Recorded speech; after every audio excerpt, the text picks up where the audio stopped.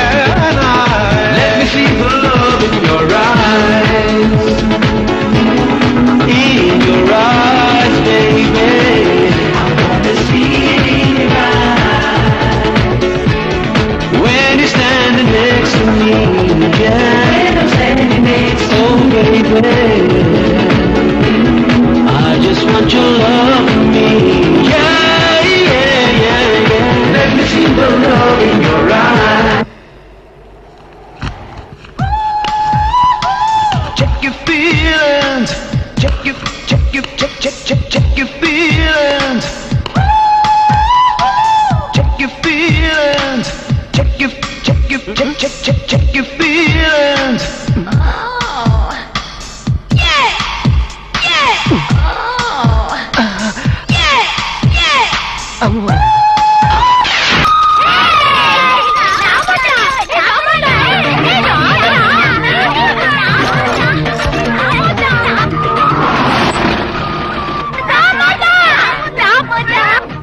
He is Mr. Kotesh.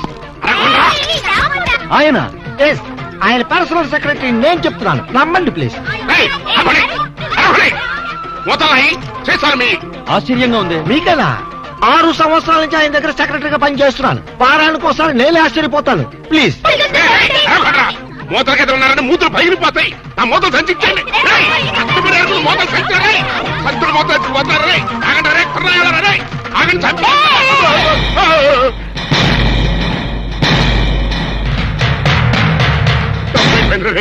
నన్ను కొట్టకండ్రా. మీ మూతలు మీరు తీసుకెళ్ళిపోండి. వెళ్ళిపోండి. వెళ్ళిపోండి. అంత పెద్ద కోటీశ్వరుడు ఇంత చండాలంగా మూతలేరుకుంటున్నాడేంటి? మీరు నోరు మొయ్యండి ప్లీజ్. ఆయన కోటేశ్వరుడే, ఇండస్ట్రియలిస్టే. కోటేష్ ఫైనాన్స్ కి, చీకాయ సోపు ఫ్యాక్టరీకి, రియల్ ఎస్టేట్స్ కి ఆయన ఓనరే. కాకపోతే ఆయన పేదరికంలో ఉండేటప్పుడు ఇలా మూతలు ఏరుకునేవాడు, అమ్ముకునేవాడు. ఆ మూతల మీదే ఇంత వాడు అయ్యాడు. సార్ మీరే కోటేష్ గారు ప్లీజ్. నమస్తే.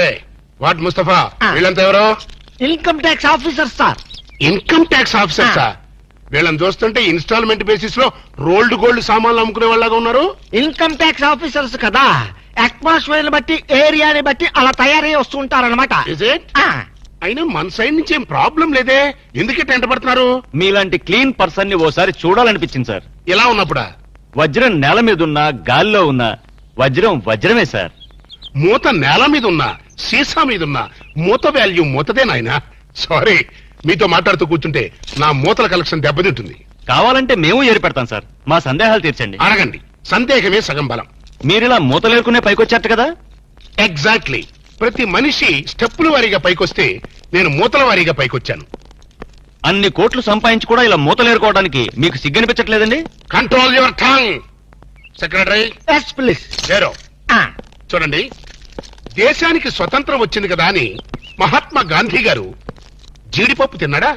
లేదే, వేరుశనగ పప్పే తిన్నాడు. ఖద్దరే కంటిన్యూ చేశాడు గాని జీన్స్ కి షిఫ్ట్ అయ్యాడా? లేదే. అలాగే నేను కూడా. ఈ దేశానికి గాంధీ గారు సీసా అయితే ఆ సీసాకి మూతని నేను. అంత గొప్పవాళ్ళు కావటానికి కేవలం ఈ మూతలు ఏరుకోవడం ఒక్కటే కారణం అంటారా? ఆ ఇంకోటి కూడా ఉంది. ఏమిటి సార్ అది? అయ్యిందా లేదా? ఊరుకోండి సార్, ఏంటా బూతు మాటలు? మరదే ఎక్స్ట్రా మాటలంటే. అయ్యిందా లేదా అనేదే గనక భూతు పదం అయితే అహింస పరమో ధర్మ, అది కూడా భూతుమాటే అవుతుంది. ఎందుకంటే కష్టమైనా నష్టమైనా పట్టుదలతో నువ్వు చేసినటువంటి కృషి సక్సెస్ అయ్యిందా లేదా? ఎన్నో ఊహలతో ఆశయాలతో నువ్వు వేసుకున్న పథకాలు విజయవంతం అయ్యిందా లేదా అని అడుగుతాం కదా. అంటే అర్థం చేసుకునే వాళ్ళకి ఈ పదం అర్థవంతంగా వినిపిస్తుంది, సమ్ టైమ్స్ భూతు పదంలాగా కూడా వినిపిస్తుందో. సారీ సార్, మీరు చివాట్లు పెట్టడం.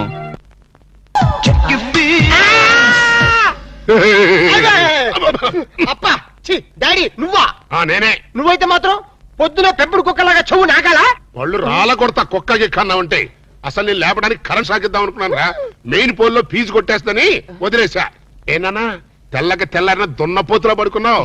రాత్రి తమరు ఏమైనా మిడ్ నైట్ మసాలా చూసి కలగంటున్నారా? అవే సీన్లు. కళ కళ అంటే కళయప్ప, అదో పెద్ద ట్రాజడీ కలప్ప. నీ ట్రాజడీ ఎవరికి కావాలరా? నా ట్రాజడీ ఎవరికి చెప్పుకోను? మీ నాయనమ్మ అదే మనీషా కొయిరాల అరగంటకోసారి గంట కొట్టి నా మనవడికి పెళ్లి చూపులు అయ్యిందా లేదా, పెళ్లి ఖాయం అయ్యిందా లేదా అని వెస్టర్న్ మ్యూజిక్ వాయిస్తుంది. అబ్బా అబ్బా పెళ్ళి అప్ప, నా పెళ్లికి అప్పుడే తొందరగా వచ్చిందప్ప. నీ పెళ్లికి తొందర కాదు నాన్న, మీ నాయనమ్మకి పోయే కాలం వచ్చింది. ఇవాళ 14 మంది ఆడపిల్లల ఫోటోలు తెచ్చాను, అందులో ఒక దాన్ని సెలెక్ట్ చేసుకుని పెళ్లి చేసుకో. లేకపోతే ఈ సంవత్సరం కాదు కదా, నీకు ఈ జన్మలో కూడా పెళ్లి కాదు. అప్పా అంత మాట తప్ప, నాకు కామన్ గర్ల్స్ ఎవరు నచ్చడం లేదు. ఏ కొంపదీసి ఏబీసీ కార్పొరేషన్ వాళ్ళు సెలెక్ట్ చేసిన ప్రపంచ సుందరిని సెలెక్ట్ చేసుకున్నావా? లేదప్పా, నాకు రోజు కల్లో ఒక అమ్మాయి వస్తుంది. అమ్మాయా? అవునప్పా, నన్ను పనులు రాత్రి చేస్తుంది. నర్మాయి కల్లో చెచ్చేటరా? అవునప్పా, కళ్ళు మూసినా కళ్ళు తెరిచినా ఆ స్వీటీ బ్యూటీనే. ఎవరా బ్యూటీ? నాకే తెలీదప్పా. తెలియకుండా నేను అభిమానించాను, ఆరాధించాను, మనస్ఫూర్తిగా ప్రేమించాను. నానా ఆ చివరి ముక్కు ఇంకొకసారి కుయి. మనస్ఫూర్తిగా ప్రేమించాను.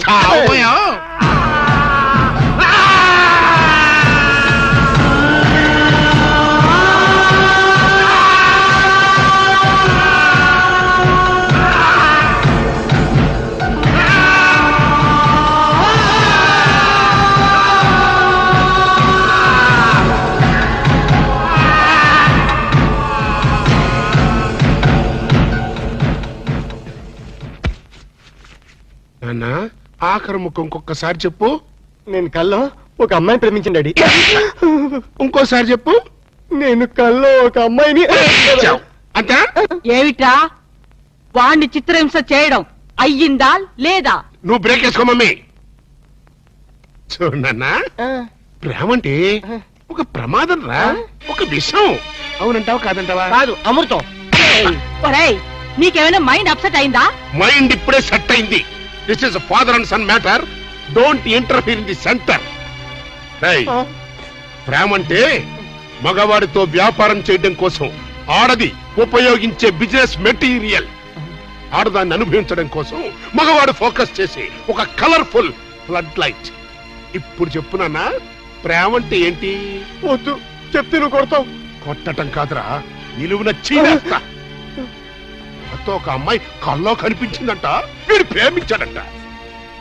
ఒక్కసారి కోత కూర్చావంటే నిన్ను గ్యారంటీగా యాక్సిడెంట్ అయ్యే ఫ్లైట్ ఎక్కిస్తా. నేను చెప్పిన మొక్కలు అర్థమైనయా లేదా? అర్థమైంది. Mind mind. My dear grand son. ఊరుకో. ఇంతకీ ఎవరు నాన్న నీ కలలో వచ్చిన అమ్మాయి? చెప్తే నువ్వు 2 పీకుతావా? ఊరుకోరా. ఆ పిల్ల ఎవరైనా సరే నీకిచ్చి పెళ్లి చేసే బాధ్యత నాది. ఆహా మనీషా, నువ్వు ఎంత మంచి పార్టీ మనీషా. అవును మనీషా, ప్రేమంటే డాడీకి ఎందుకంత కోపం వచ్చింది?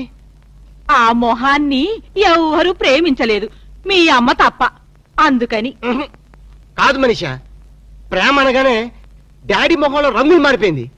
ఏడిశాడు. వాడి మొహంలో ఉండేది ఒకటే రంగు. నువ్వేం ఆలోచించకు. నువ్వు ఆ అమ్మాయిని ప్రేమించు. ప్రేమించేసే. Hello, Mr. Bond.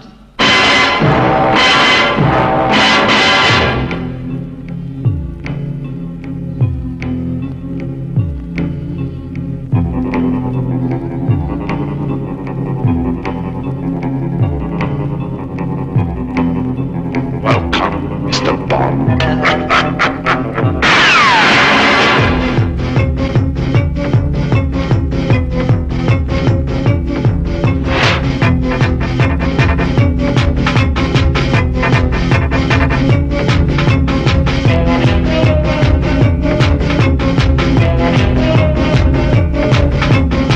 The name is Bond. James Bond.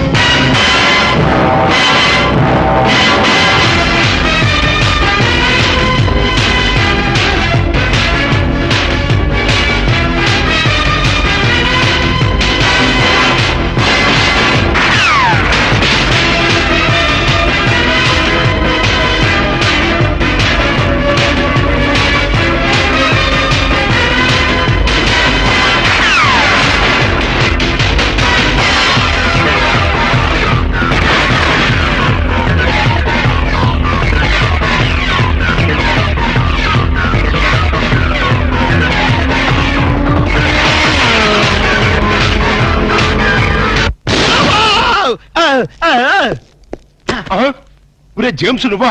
గుడ్ల కంటే ఇదేరా? గుడి తప్పింది కాబట్టి సరిపోయింది, లేదా చచ్చుండేవాడివి. అవును, ఈ అర్ధరాత్రి పూట ఇటు వచ్చావేంటి? Salary sir. శాలరీ కోసం మాత్రం ఎంత రిస్క్ తీసుకుంటావు, కానీ దేనికోసం శాలరీ తీసుకుంటున్నావో ఆ పని మాత్రం చెయ్యవు. 60 ఏళ్ల క్రితం తప్పిపోయిన మా నాన్న వెతకమని 10 ఏళ్ల క్రితం నేను ఈ ఉద్యోగంలో పెట్టుకున్నాను. ఆ పని ఏం చేశావు? ఏంటండి దాని గురించి టైల్స్ దొరుకుతానే ఉన్నాయండి. ఇప్పుడు అదంత అవసరం ఉంటారా? సరే, ఇప్పుడు నీకు ఒక కొత్త బాధ్యత అప్పచెప్తున్నాను. ఏంటి సార్ అది?